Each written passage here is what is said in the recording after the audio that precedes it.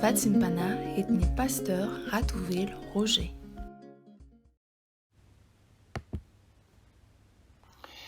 Dia raha laza voninahitra no atolotra ianao ry Jesosy tomponay sy mpanjakanay io, le Andriamanitray tomponay, le andrandranay famonjeny isan'andro isan'andro, de toy ny mpanomponao manondrika ny lohanay miompom-panahy hideranao, ametraka anao amin'ny seza fiandriananao, miantso anao ny isam-baravarana, miantso anao ny isa-tokantrano, mila famonjena anao Jesosy io.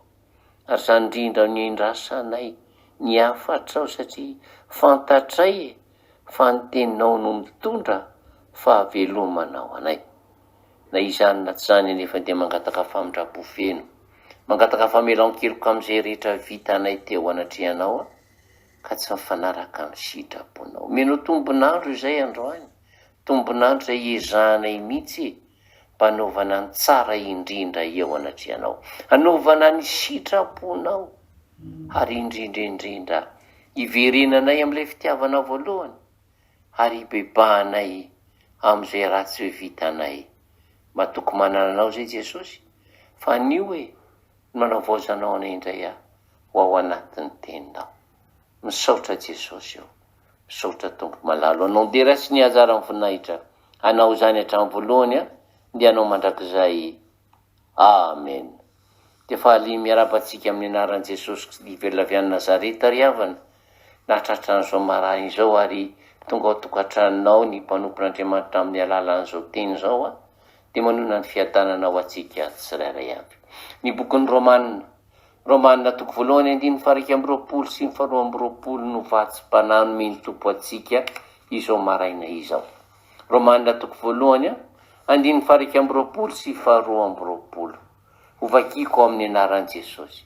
Fa na dia nahalala an'Andriamanitra azy izy, dia tsy mba nankahalaza azy toy izay mendrika ao an'Andriamanitra, na misaotra azy, fa tonga zava-poana izy tamin'ny fisaina ny adala, ary tonga maizina ny fonodonto na nitoka tena hoendry izy ka tonga adala.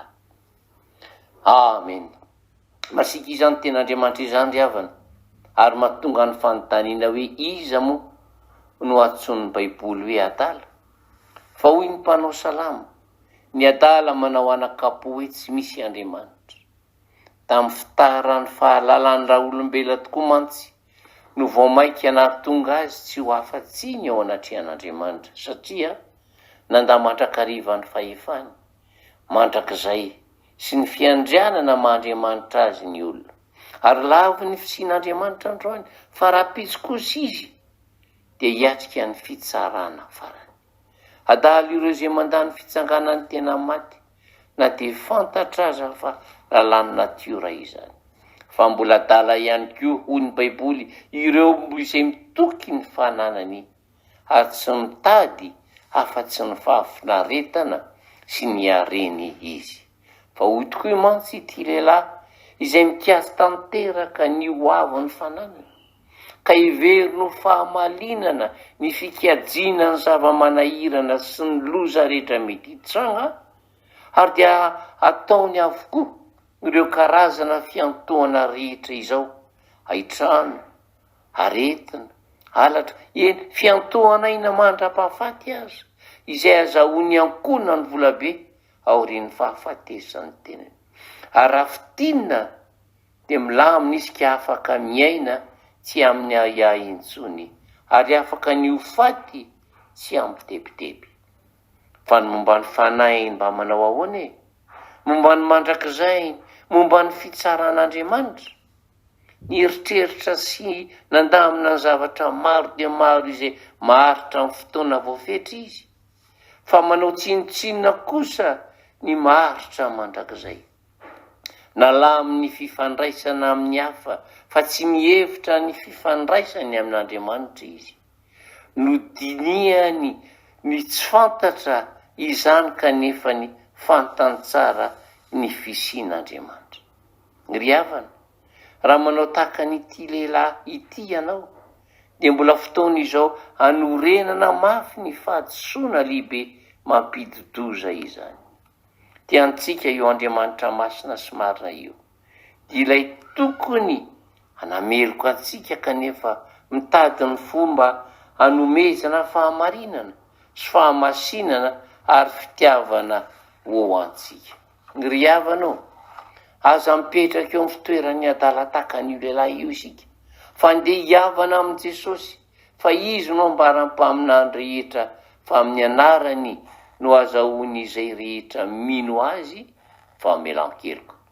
Ary zay angery havana no mahatonga ny soratra masina ilaza ao amin'ny bokin'ny Filipiana toko 4, 15, 15 ary 19 manao hoe aka ho aminareo zao sainy zao, izay tao amin'ny Kristy Jesosy koa, izay na dia nanana ny endrika Andriamanitra aza dia tsy nataony ho zavatra ho fikirina mafy ny fitoviana amin'Andriamanitra, fa nofohana ny tenany tamin'akany endriky ny mpanompo sy ny nahatongavany ho manam-pitoviana amin'ny olona.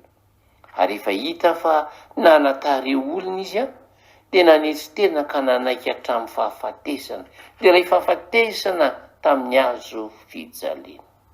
Fanambarana mazava tsara izany ry havana fa tsy misy fitiavan-tena mihitsy teo amin'i Jesosy na foniny izao enina dia manolo tena ny voninahitra sy ny arena be vavany an-danitra azy. Fa vao maika aza hita taratra ny nanafoana n'ilay zanak'Andriamanitra ny tenany, fa dia nofenony ny fanetretena sy ny fanahy-pakatoavana tao aminy. Izy no ilay nanana ny fahefana rehetra, nanana ny fiandrianana amin'Andriamanitra, izy no niarin'ny zavatra rehetra, ary izy no nampisy sy nampaharitra izany. Izany Andriamanitra izany no tonga teto amin'izao tontolo izao, ka tonga lehilahy mahantra sy ny mpanompony. Ny ambodiry havana manandavaka, ary ny voromanidina manana akaniny, fa izy kosa ilay nahary ireo rehetra ireo, tsy mba nanatra ny fonenana, tsy nahana izay ametrahany lohany, izy no lazain'izao tontolo izao ilay adala. Izy anefa tsy mitsahatra mitady izay ason'ny olombelona, niasa ho azy ireo, niara-nitomany tamin'izy ireo, nampianatra azy ireo, ary tsy mba nanao na inona ho an'ny tombontsoany tenany, fa nanao izay hiavanana amin'Andriamanitra tamin'ny alalan'ny rahany izay nalatsany. Nanetry tena faran'izay ambany dia ambany indrindra teo anivon'ny olombelona izy, ary dia nolavany sy nataony tsinotsinona ny tenany hatramin'ny farany. Eny, na dia tsy nitsahatra ny nanatanteraka ny sitrapon'Andriamanitra aza izy. Izany rehetra izany ry havana no nataony ho antsika dia izaho sy anao, izay tia tena, ka ny izao sy ny izao hatrany no mameno ny fotsika. Androany miaina aminy ary miaino azy, dia izy ilay miantso antsika hatrany hoe miverena re aty amiko hoe, fa raha miverina ianareo dia ho raisiko indray. Ho avy tsy ho ela ny fetin'ny faran'ny taona ry havana. Maro ireo milaza azy ho kristiana no miseho eo imasoan'izao tontolo izao ho tsy mahalala azy mandritra izany vanim-potoana izany. Maro ireo kristiana tena mini manakipo ny masom-panahiny, ka lasa mitakosina hiaraka amin'izao tena makala an'Andriamanitra izay. Dia izao tontolo izao sy ny fahafinaretany nofo. Fa hoy Paoly apôstôly amintsika miaino itona hoe, koa tandremo tsara izay fandehanareo mba tsy hitondranareo tena tahaka ny adala, fa tahaka ny endry. Fa ny endry nge andova voninahitra, fa enatra kosa no ho an'ny anjaran'ny adala. Aleluia, amen. Nivavakintsika ry havana. Dia raha lazara voninahitra anao tolotrainao Jesosy malala ary mbola manantona anao ampanetry tena indray, miantso ny anaranao, mitady ny tavanao, misaotra betsaka Jesosy ny amin'ny Hafatra napetraka ao, satria matetika izay dia manao adaladala tokoa. Ito anivon'izao tontolo izao izay mangetaeta anapodika anay, dia manaiky izay fa rehefa tafiditra ao anatiny, matsiaro fa lavitra anao vao miantsoantso. Androany ianao rehefa mametraka tsara hoe aza mipetraka amin'ireny e, tandremo e, satria ianao arana ny lampanao no lazanao anafotananay, izay kosa toa mihevitra an'izany ho tsinotsinona. Androany izay hiasaka aminao Jesosy, anamarina ny fiarahana aminao, ary itenenana amin'ilay foana hoe Jesosy velona izay ho anao, maty izay ianao. Ny androm-pisina rehetra dia apetraka eo am-pelantananao ho fenonao ny fahasoavanao, ary izay dia itianao mandrakizay. Jereo ny mpanomponao tsirairay aby izay andeha hiaona amin'izao tontolo izao hoe feno ny fahendrenao sy ny fahamasinanao, ka tonony amin'ny fiadananao masina Jesosy ka hitenenanao tsy efa nadidy anao va mandana amin'izao herinao zao, fa za ombanao tako nombako amin'ny sisy tokoa nombako anao tsisy hajanonanao amin'izay tany rehetra aleanao. Zaho Jehovah rehefa tia dia tianao hatramin'ny farany. Tolotranao ndera sy ny anjara voninahitra Jesosy, ny fitahiana sy ny fahasoavana aro-tsay aminay tsiray aby mandrakizay. Amen.